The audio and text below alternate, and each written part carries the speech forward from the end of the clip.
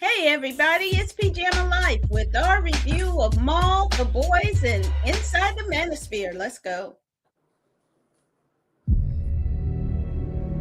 We ain't surviving this fucking war. We are dead men walking.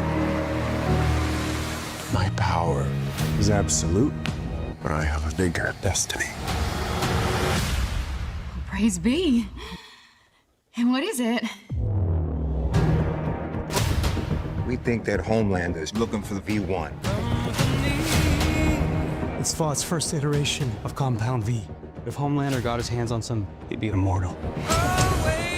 And with the virus, while it still works, can kill every fucking suit on the planet. One last go.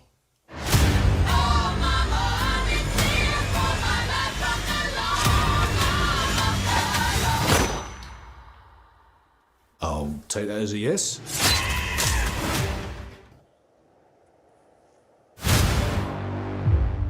Man, hey everybody, it's Pajama and David, and we are reviewing. It's kind of a boy show today. Yes. Hey, so David, what did you think of the first couple of episodes of season 5 of The Boys? You know, this is a show that for me, I started loving it, blown away by the gratuity, the violence. And now, still, those things are still there.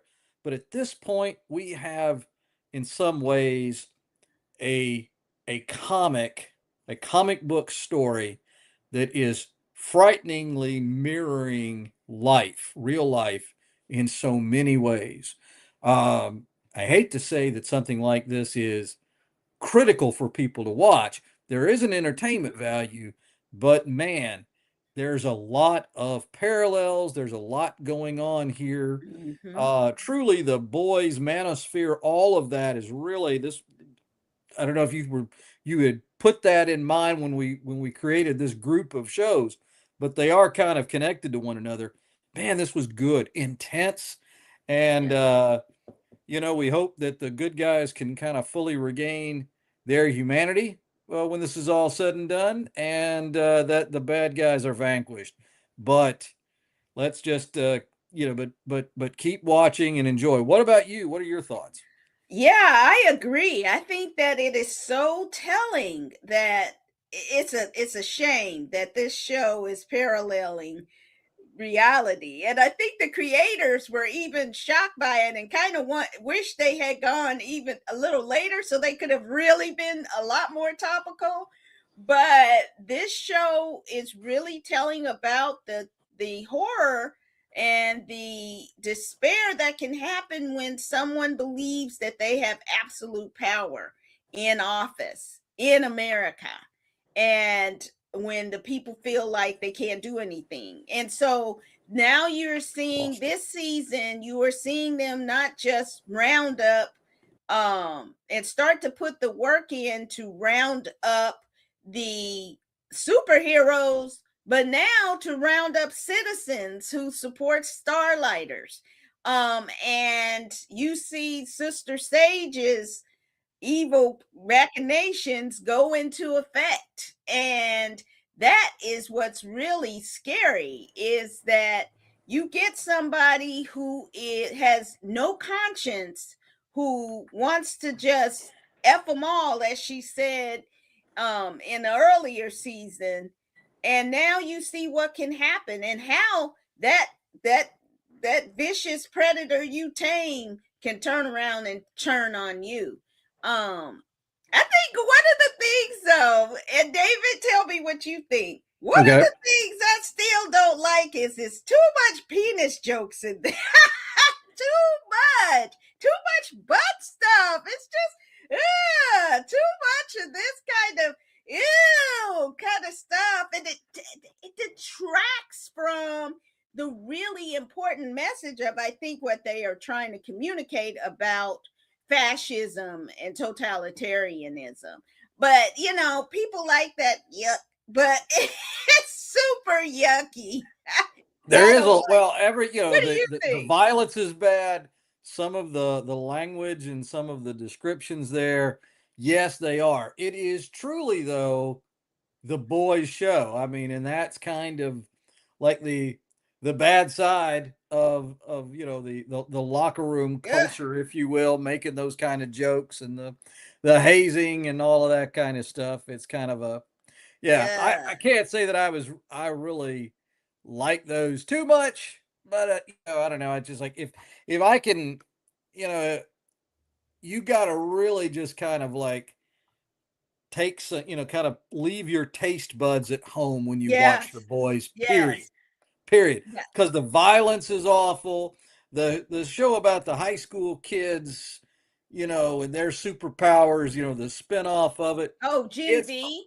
Gen Yes. there. I mean, all of it, man. It's so gratuitous and bloody and vile in some ways. But the message here is really important. Yeah. And so, And I just you know, don't want it to detract from that message. That's not only I get it's a comic show, so you got to have that comic, and I believe the comic does this kind of stuff too. So, but yuck. Now here's a question. This is a bit of a spoiler, but I okay. think it happened at the end of last season, so not that much of a spoiler. Kamiko's voice is back. But my thing is, why does she sound like she's from the valley?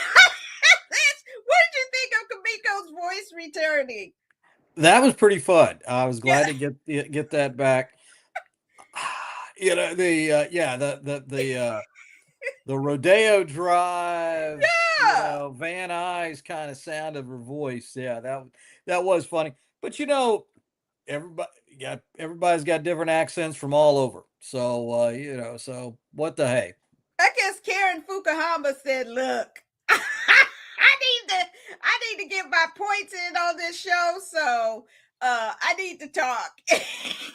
Get my points in, and I'm gonna just use my own voice. I'm You use know, my own voice. That's what's crazy. But definitely check out, if not for the violence, for the subtext of yeah. The Boys.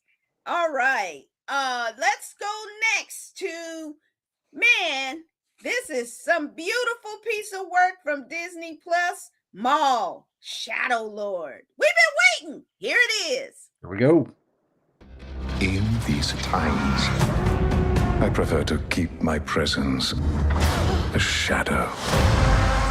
The Empire tried to kill me. Gorgeous.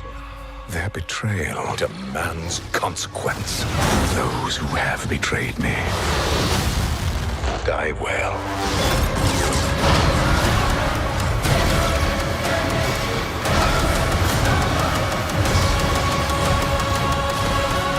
We're not gonna take out the whole Empire.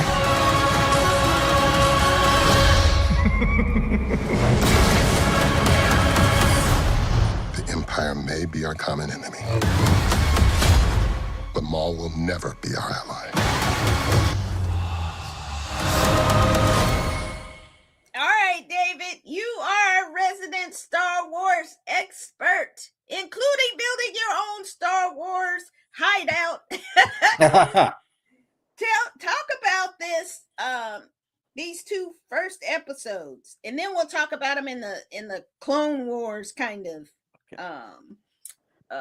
view. What you thinking? Well, I think first off with this, and Dave Filoni has created and built out this prequel era that bleeds into just at the start of the original trilogy work. Dave Filoni, he's done a fantastic job. Obviously, he's with Ahsoka. You're seeing the sequel world and as well. I love this. This, in my mind, this is the first time we've seen Star Wars kind of embrace a film noir. There were a few episodes in the old Clone Wars where, and you would bring in like characters that seemed like other movie or television characters. And there was a Peter Lorre detective that was shown in one of the old Clone Wars.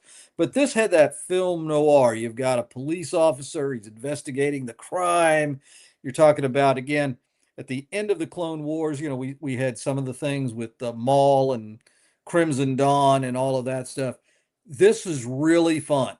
It is great. Sam Witwer, who voiced Maul in the Clone Wars, and he's done a lot of the Star Wars voice acting. He was Star Killer in the video game, the Star Wars video games from about 15 years ago, give or take. The Force Unleashed. He does a superb job. It's exciting that he gets to come back into this with that. His voice is so plummy and rich. Oh, it is. Yeah. And I mean, the Filoni did a superb job in getting great voice actors, and he gave them something more than just, I've got a bad feeling about this. There's a disturbance in the Force. He's one of the strengths of this show and Filoni's previous work is the depth of the dialogue. This is great. I can't wait to see more of it. I love this. I love seeing, the urban environment of Star Wars. That's kind of a Blade Runner, Fifth Element, cyberpunk kind of world. It's a good contrast from Tatooine. That said, my negative. Darth Maul should have had 2 movies. He should have had 2 movies and dead. He's gone. If you get, hey, Quint got eaten in Jaws. Quint got eaten from the waist down. My man ain't coming back. My man ain't coming back. Yeah, but he's the man. He didn't turn and have little crab claws to run around in. That was really fun. They've done a lot of great things in the Star Wars Legends with that. He deserved 2 movies because he was really underutilized in Phantom Menace. Yeah. But that said, if you can ignore that aspect, and if it's not driving you nuts, this is so good. And it's delicious, the interactions he's got with all of the characters there.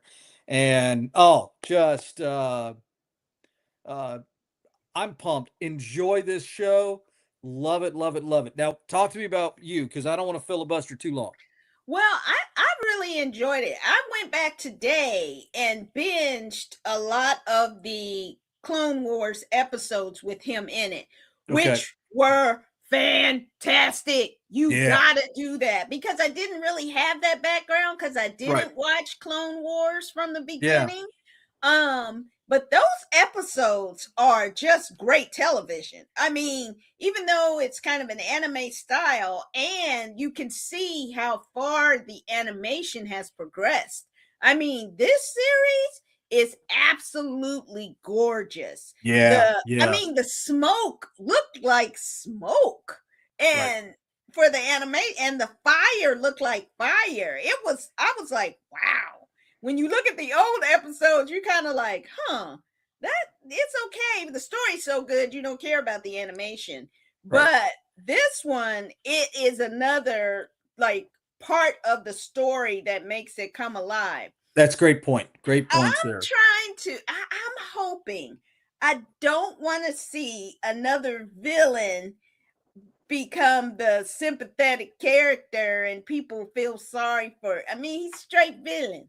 So, did horrible things. And I don't want it to be this deconstruction that now bad is good. I hope they don't lean in that direction, because I'm not going to be interested in seeing. We got enough of that in real life. I'm not trying to watch Star Wars delve more into let's justify these people's bad behavior. Blah, and blah. They tried to do that in the Acolyte. Not the Acolyte. The Acolyte. I became an alcoholic having to watch that all the way. But the Acolyte.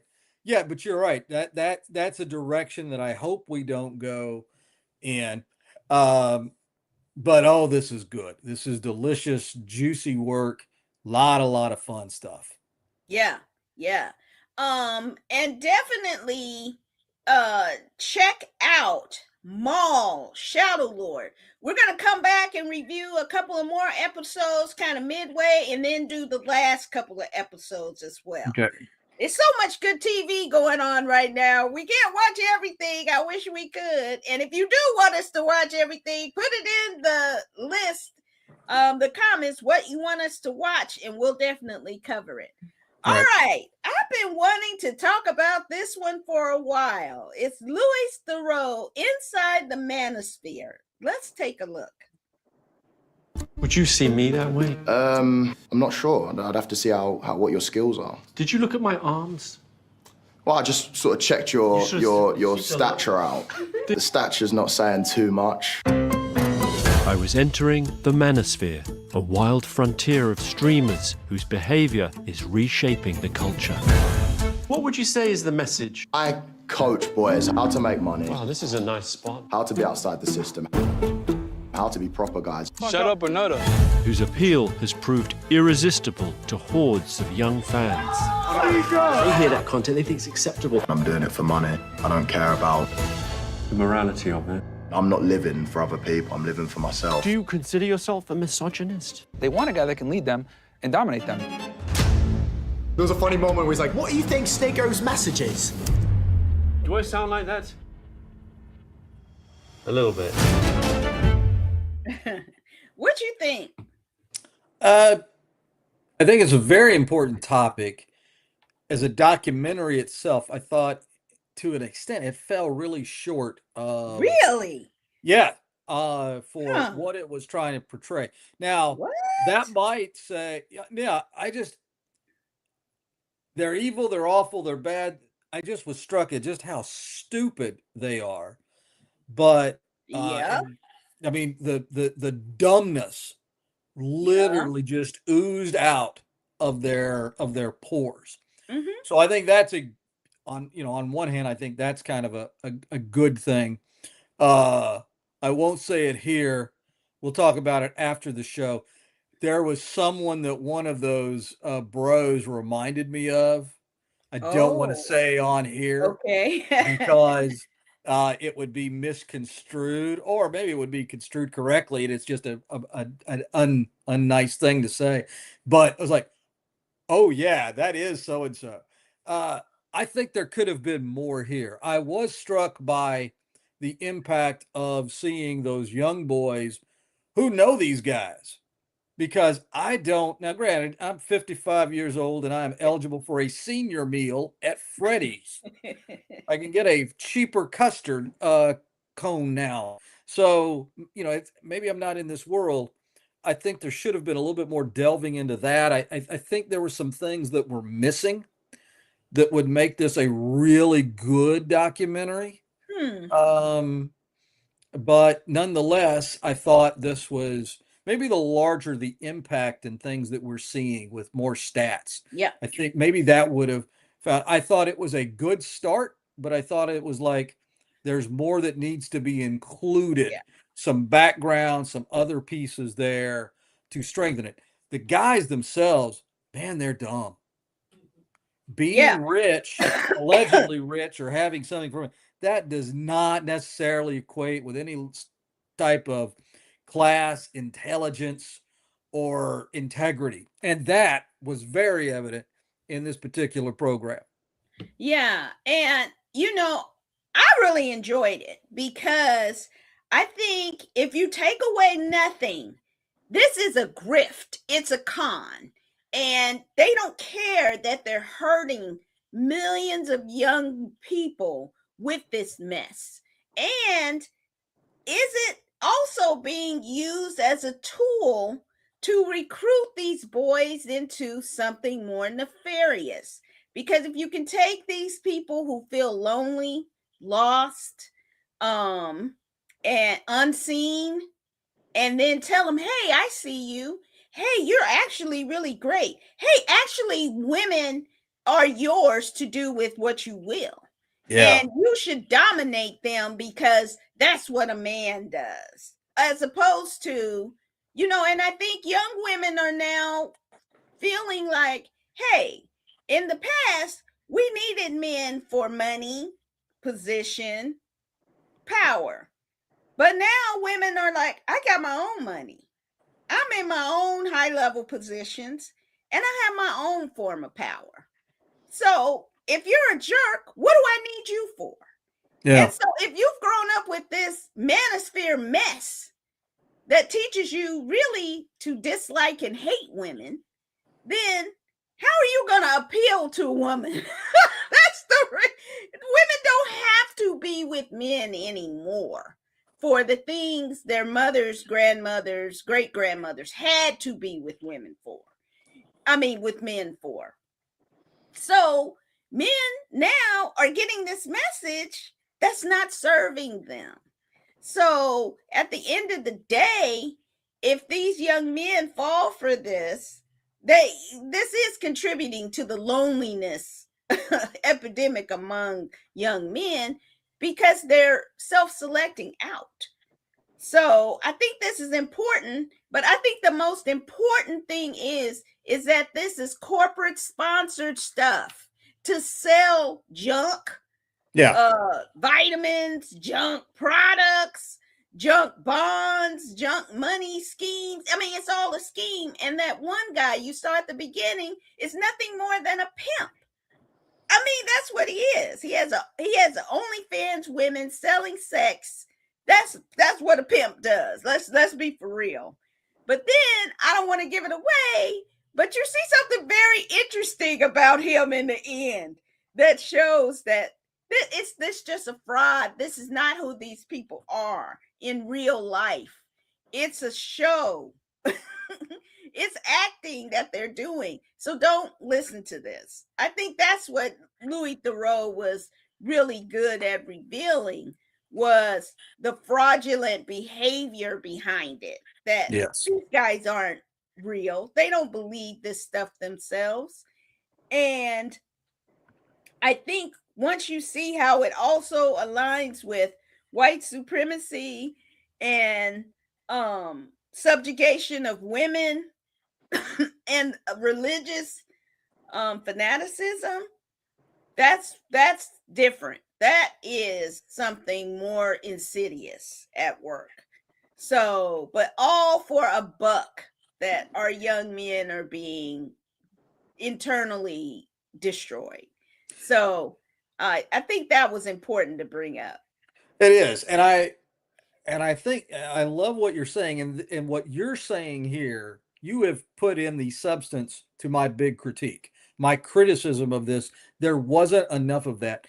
Grab people by the hands and take them on the journey to understand the bad stuff that's going on with this, because he put them on camera. Yeah, they're stupid. They're absolutely stupid. And I'm going to completely dismiss them. But those little boys aren't. Also on Netflix, and I think about a year ago, we talked about a wonderful little short series. It was based in England. I joked about needing subtitles. I couldn't understand their English. But it was about a boy that had been manipulated and wound up committing some heinous violence. Adolescence. Adolescence. Yeah. To me, that's those what this are, is about. Yes, and that's, to me, adolescence, that story, and this, and then another piece could be and I'm not trying to be flippant with it, but a trilogy of things to really tie it in so that you understand the dangers and the damage that's happening in society. Because this was a good start, but it didn't do enough to really, I think, truly warn people and really to bring it to truly to people's attention. But it was a good start, and I think there's some nice things. I'd love to see more of his documentaries. Me too. But he needed a little bit more time, a little bit more substance in the story itself. And I think that parents, you need to sit with your young men, your boys, young men, your husbands, and watch this stuff and talk about it. You know, allow them to talk about what this means to them. Why are they gravitating towards this content? Because this, as women, we need to talk to boys about, hey, this is actually how you attract a woman. If that's teenage boys, they want to get a girlfriend, they want to have somebody, but these guys are not telling them the truth. They're selling them a lie. And so as parents and aunties and grandmas and people with wisdom, we need to talk to our young men to help them. And men who are hip to this game need to talk to other young men and let them know, hey, this is not the way to go. So I definitely think this is a fantastic documentary. And there's other things on Netflix to check out on this topic, especially the movie Adolescence. The series, it's fantastic, won several Emmys, and visualizes what happens to a young man who's been ensnared in this manosphere web. And then there was another great I'll find out and link it, the other documentary about the internet and what it's doing to families and kids. And they have a great segment about a young man who gets entrapped. I think it's the Social Network or something like that. That ensnares a young man into this topic. So definitely check out Inside the Manosphere on Netflix. Well, that's it for this week. Excuse me, my voice is trying to go out. Next week, the weirdest show that I didn't know that I would like. DTF St. Louis. It's nothing like you think it is. Crime 101, the Halle Berry and Thor. Storm and Thor and the Hulk movie. And then we're also going to check out a really interesting, it's popped up all over the internet, the movie Anniversary. And so really good topics for next week. And Pat couldn't get in he had some technical difficulties, but hopefully he'll be back next week. Yeah. David, say goodnight to the people. Everybody, thanks for tuning in. And in a week of ups and downs and stress, we had a great moment of just pure joy Friday evening when Artemis II and the crew safely splashed down outside on the coast of San Diego. Some real American heroes doing something spectacular. I saw a little clip. They said all 4 of those astronauts attended public school, and all 4 of those individuals really exhibit the best and the brightest among us. And Artemis II, thanks for joining us back on Earth and inspiring us to reach for the stars. Have a great week. Be safe, everybody. So long. Yeah, hopefully they didn't see Rocky out there waving. But that's a Project Hail Mary reference. But definitely have a great week. And let me just say something. Okay, so Catherine Graham, what was her name? Anyway, from Hidden Figures, she figured out how to get him back to the planet. Now we have an actual Black pilot who piloted Artemis II. And so how's that for DEI? That's why we need diversity, equity, and inclusion in all areas of our life. And we'll see you next time. Take care. Bye.